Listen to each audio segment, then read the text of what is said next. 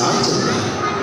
यूं समझे कि सारे संसार का मूल आधार तो मैं ही हूँ। सबको मेरी ही तलाश है। मैं ही हूँ जो सबको एक सूत्र में जोड़ता हूँ। आप भी सोच रहे होंगे कि भला कौन है ये?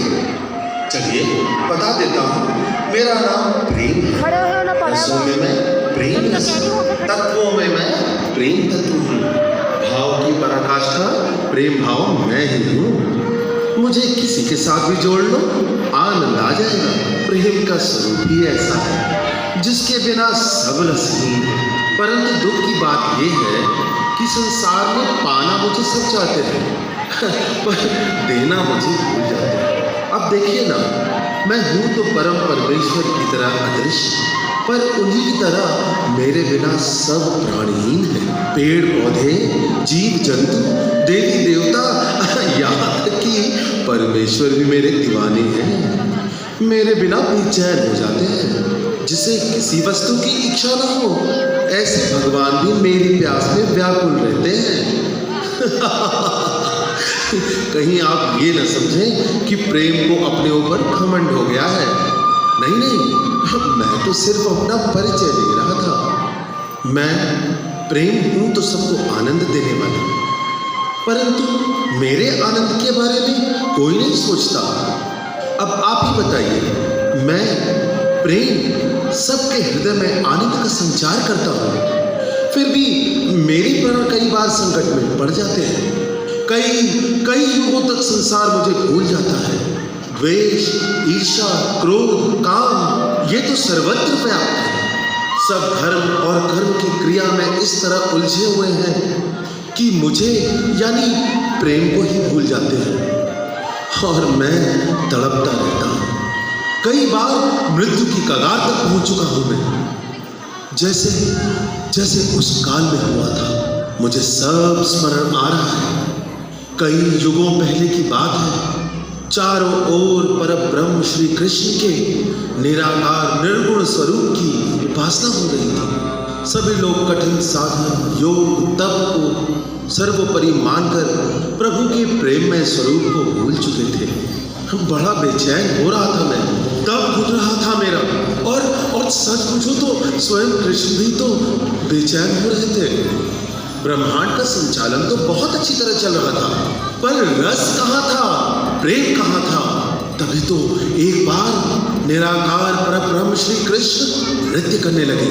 मुझे याद है, बड़े वेग से नृत्य कर रहे थे। सारे ब्रह्मांडों में स्वर गूंज रहा था, पर वो स्वर आनंद विहीन था। और आशा भी क्या कर सकते हैं एक प्रेम विहीन निराकार परब्रह्म से। चारों ओर ध्वनि फैल रही थी उनके अंतर्मन के भाव की, जिससे सुनकर सारे देवी देवता वहां पहुंचने लगे। मैं भी उस निराकार परब्रह्म का अनुभव कर रहा था, परंतु जानता था कि मेरा वहां क्या काम। इसलिए मैं अस्वस्थ, लाचार पड़ा था दूर ब्रह्मांड के एक कोने में, सुन रहा था निराकार परब्रह्म का ब्रह्मनाद। ना मन हूँ, ना बुद्धि, ना चित्त अहंकार, ना जिह्वा नयन नासिका कर्ण द्वार।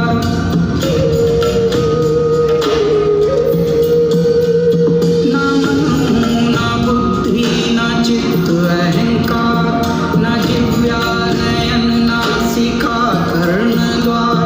न चलता, न रुकता, न कहता, न सुनता। जगत चेतना हूँ अनादि अनंता।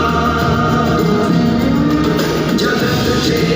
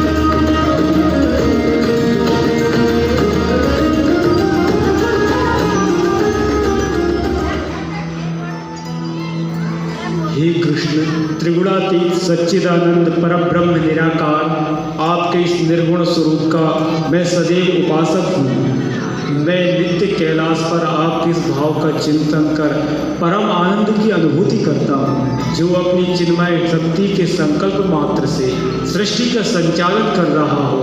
आप ही वास्तव में जगत की चेतना आदि अनंता है। आपको मेरा शत शत प्रणाम है। हे जगदीश्वर, आप ही तो समस्त ब्रह्मांडों के अधिपति, समस्त कारणों के कारण परम ब्रह्म है, गोलोक धाम के अधीश्वर हैं आप। आपको मेरा सादर प्रणाम है।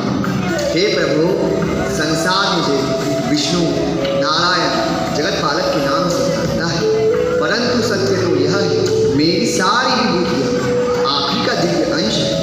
आपके इस निराकार अस्तित्व की जय जयकार है। नारायण नारायण, सत्य कहा स्वामी आपने।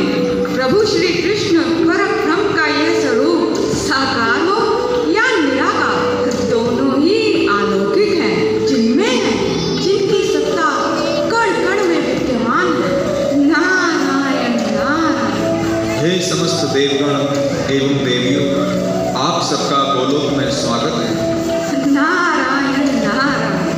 हे जगतपति भगवान श्री कृष्णचंद्र, मेरा अपराध क्षमा हो तो कुछ कहूँ? बोलिए नारद जी, निसंकोच कहिए। आज जब मैं भ्रमण करता हुआ गोलोक में आ रहा था, तो आपके इस ब्रह्म गीत में एक पीड़ा महसूस हो रही थी। सबको आनंद देने वाले प्रभु स्वयं वियोग में, ये क्या लीला है प्रभु? नारद जी क्या बोलूं, आपने मेरे हृदय के तार छेड़ दिए हैं। तो बताता हूं, आप सब तो जानते हैं मेरे तीन स्वरूप हैं, ब्रह्म, परमात्मा और मैं स्वयं।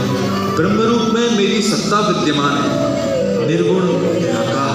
परमात्मा के रूप में मैं ब्रह्मांड का संचालन करता हूँ, एक न्यायाधीश की तरह धर्मनिष्ठ को पुरस्कार देता हूँ और अधर्मी को दंडित करता हूँ। परंतु याद रहे, किसी भी क्रिया में मैं व्यक्तिगत रूप से आसक्त नहीं होता, विमुक्त होकर रहता हूँ। परंतु इन दोनों अवस्थाओं में ना कोई रस है ना आनंद। आप नहीं जानते मेरा जीवन कितना नीरस होता जा रहा है नारद मुनि। परंतु प्रभु, आप तो गोलोकवासी हैं, जहाँ नित्य आनंद ही आनंद रहता है, फिर नीरस होने का कारण क्या है? आप नहीं जानते ब्रह्मा जी, माना गोलोक आनंद का समुद्र है, यहाँ मेरी राधा है, गोलोकवासी है, फिर भी न जाने रह रहकर बेचैनी हो रही है। यूँ तो मैं सर्व ज्ञाता हूँ, परंतु अपनी मनस्थिति का भान नहीं हो रहा है मुझे। बेचैन हूँ, बस बेचैन। बेचैन तो होंगे ही आप, ये आपका बहुत पुराना रूप है। मैं सब जानती हूँ। ये न्यायाधीश बनकर ब्रह्मांडों का संचालन करना, ये आपके स्वरूप का बहुत ही छोटा सा अंश है। यूँ तो आप हम सब के साथ अनंत चिरस्थायी प्रेम से भरा जीवन व्यतीत कर रहे हैं, यहाँ गोलोक धाम में, जहाँ आप परमेश्वर हैं। परंतु आपका असली आनंद तो आपके भगवत स्वरूप में प्रकट होता है, जहाँ पर आप अपने प्यारे भक्तों के साथ प्रेम लीलाएं करते हैं।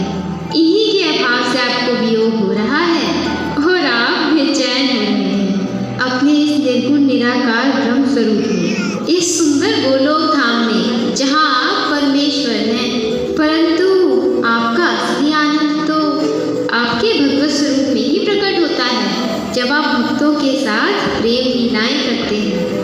इन्हीं के अभाव से आपको वियोग हो रहा है और आप बेचैन हो रहे हैं अपने इस निर्गुण निराकार ब्रह्म स्वरूप में। और जब भी ऐसा होता है, आप अपने भगवत स्वरूप को प्राप्त करने के लिए चेष्टा करने लगते हैं। सत्य कहा हे राधे, मुझे घुटन हो रही है। मेरे मन की व्यथा को आप मुझसे बेहतर समझती हैं। कृष्ण की अर्धांगिनी को राधा नाम से जाना जाता है और राधा शब्द का अर्थ है वो गोलोक की परम स्वामिनी, जो कृष्ण को आनंद और सुख दे। तो कृपा करके ऐसा कोई उपाय बताइए जिससे मैं अपने भगवत स्वरूप को प्राप्त करके आनंदित हो